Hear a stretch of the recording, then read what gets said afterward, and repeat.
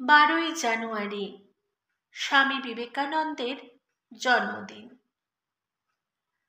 1863 সালের 12ই জানুয়ারি মকর সংক্রান্তি উৎসবের দিন উত্তর কলকাতার সিমলা অঞ্চলে 3 নম্বর গৌরমোহন মুখোপাধ্যায় স্ট্রিটের এক দত্ত পরিবারে জন্মগ্রহণ করেছিলেন স্বামী বিবেকানন্দ।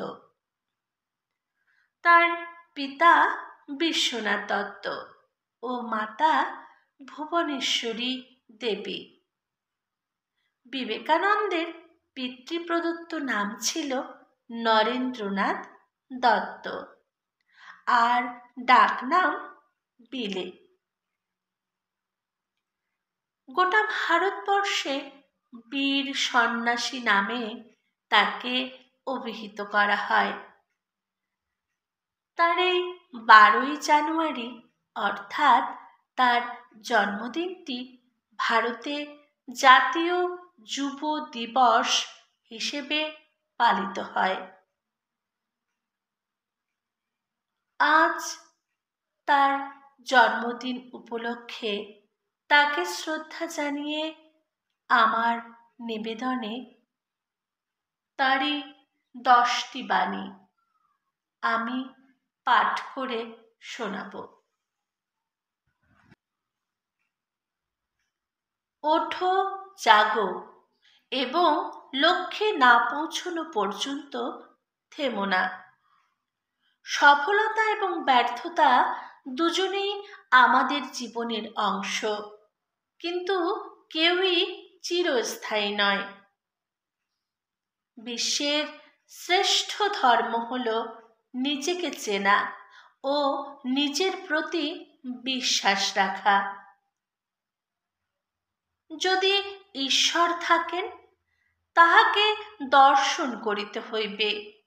যদি আত্মা বলিয়া কিছু থাকে, তাহা উপলব্ধি করিতে হইবে, নতুবা বিশ্বাস না করাই ভালো। ভণ্ড অপেক্ষা স্পষ্টবাদী নাস্তিক ভালো। যে মানুষ বলে তার আর শেখার কিছু নেই, সে আসলে মরতে বসেছে। যতদিন বেঁচে আছো শিখতে থাকো।